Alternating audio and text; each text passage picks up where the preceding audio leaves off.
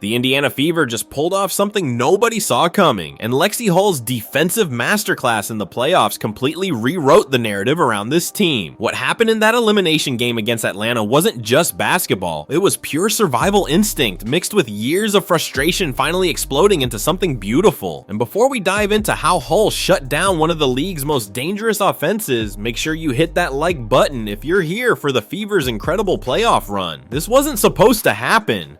6 players down with injuries, nearly a decade without a playoff series win, and facing an Atlanta Dream team that had home court advantage and momentum on their side. The Fever walked into Gateway Center Arena with everything stacked against them, but what unfolded over those 40 minutes would shock everyone watching. Lexie Hull, who most casual fans couldn't even pick out of a lineup before this game, suddenly became the defensive anchor that changed everything. Her steal in the final minutes wasn't just a play, it was the moment that announced Indiana's return to relevance after years in the wilderness. But that wasn't the whole story of how this team defied every expectation.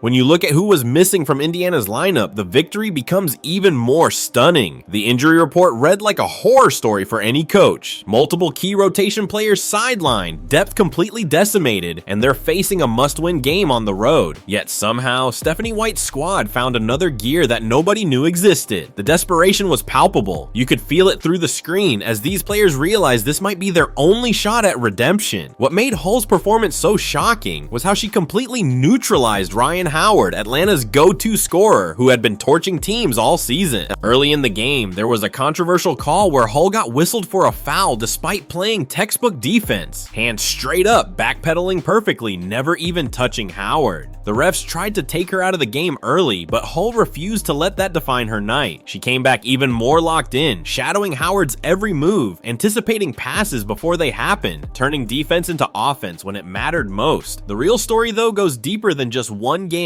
This Indiana Fever team has been carrying the weight of 9 years without advancing past the first round of the playoffs. 9 years. Think about that for a second. The last time they made it this far, the league looked completely different. The rosters were unrecognizable, and most of today's stars were still in college. That kind of drought doesn't just affect statistics. It seeps into the culture of an entire franchise, making every close game feel like another inevitable disappointment waiting to happen. But something shifted in 2025. Maybe it was the combination of young talent finally maturing, or maybe it was the coaching staff finding the perfect buttons to push. But this team started believing they could break the curse. Kelsey Mitchell dropped 19 points in the first half alone, keeping Indiana alive when Atlanta tried to deliver the knockout punch early. She was getting doubled, tripled even, but still found ways to score through contact, create for teammates, and most importantly, never let the moment get too big. What happened next would shock everyone watching. Aaliyah Boston, playing through constant physical punishment in the paint, started dominating Bree Jones despite giving up size. 14 points, 12 rebounds, 6 assists, but those numbers don't tell the real story. Every single rebound came in traffic with multiple bodies crashing down. Every assist came from reading the defense perfectly and finding the open teammate at exactly the right moment. She wasn't just playing basketball, she was orchestrating a symphony of controlled chaos that Atlanta couldn't figure out how to stop. The atmosphere in that arena was electric in the worst way possible for Indiana. Nearly 4,000 Atlanta fans screaming for blood, trying to will their team to end the Fever's season right there. The noise was deafening during every Indiana possession, but somehow these players found a way to communicate, to execute, to stay composed when everything around them was designed to make them crack. That's not just talent, that's mental toughness forged through adversity. Natasha Howard's contribution can't be overlooked either. She was everywhere on the court, diving for loose balls that seemed destined for Atlanta, extending possessions that should have been dead, giving Indiana extra chances when they desperately needed them. Her veteran presence showed in every hustle play, every smart rotation, every moment where experience trumped athleticism. She knew this might be one of her last real chances at a deep playoff run, and she played like someone who refused to let it slip away.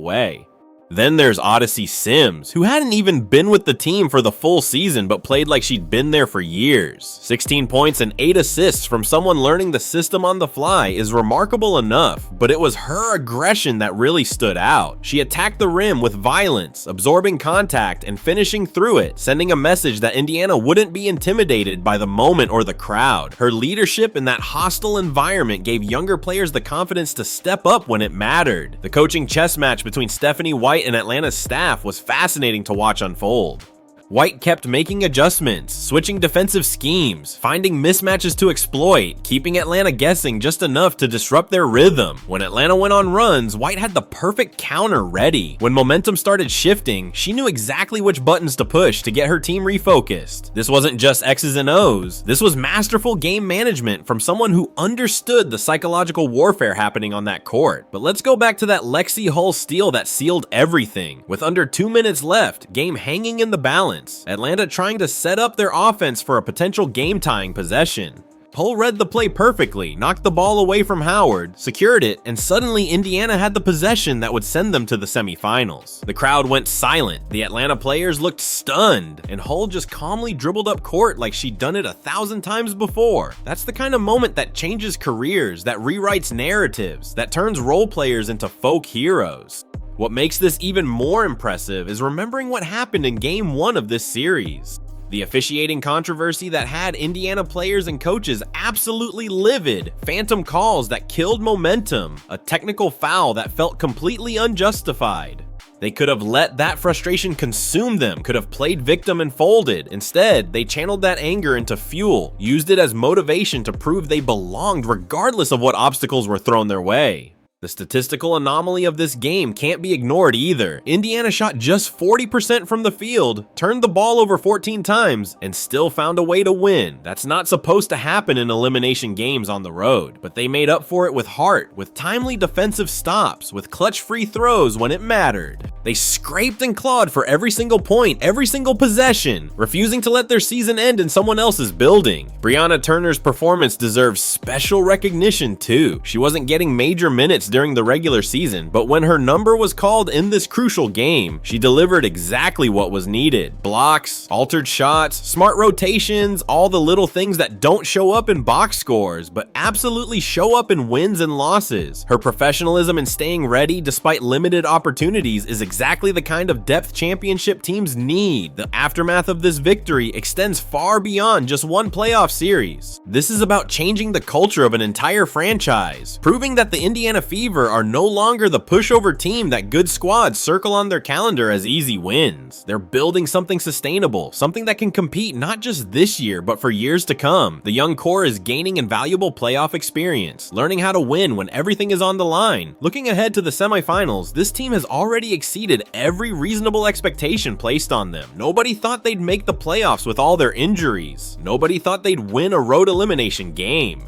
Nobody thought Lexie Hull would become a defensive stopper capable of shutting down elite scorers. Yet here we are, watching Indiana prepare for their deepest playoff run in nearly a decade, and suddenly anything feels possible. The psychological impact of breaking that 9-year drought can't be overstated. Every player who suits up for Indiana from now on knows that playoff success is achievable, that the franchise curse has been broken, that they're not destined to be first-round exits forever. That kind of confidence shift changes everything from how they approach games to how they handle adversity to how they recruit future talent. This victory also validates Stephanie White's coaching philosophy and approach. She preached resilience all season, demanded accountability, refused to accept excuses despite the mounting injuries. Her players bought in completely, and now they're reaping the rewards of that trust. The way she managed personalities, rotations, and game situations throughout this series shows why she's considered one of the brightest tactical minds in the league. The individual growth stories within this team victory are remarkable. Players who were considered role players at best suddenly stepping into starring roles. Young talent accelerating their development timeline out of pure necessity.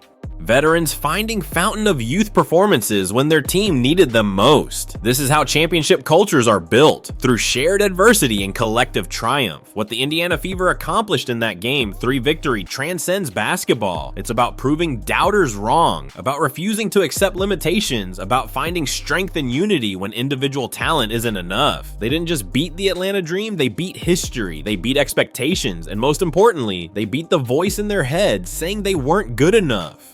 The question now becomes whether this is just the beginning of something special or if this is the peak of what this group can accomplish. Based on what we saw in that elimination game, based on the heart and determination displayed when everything was stacked against them, this feels like just the first chapter of a much longer success story. The Indiana Fever are back, and the rest of the league better take notice. If you're as hyped about this Fever run as we are, drop a comment below telling us how far you think they can go in these playoffs. And don't forget to subscribe for more breaking WNBA coverage as this incredible postseason continues to deliver shocking moments nobody saw coming.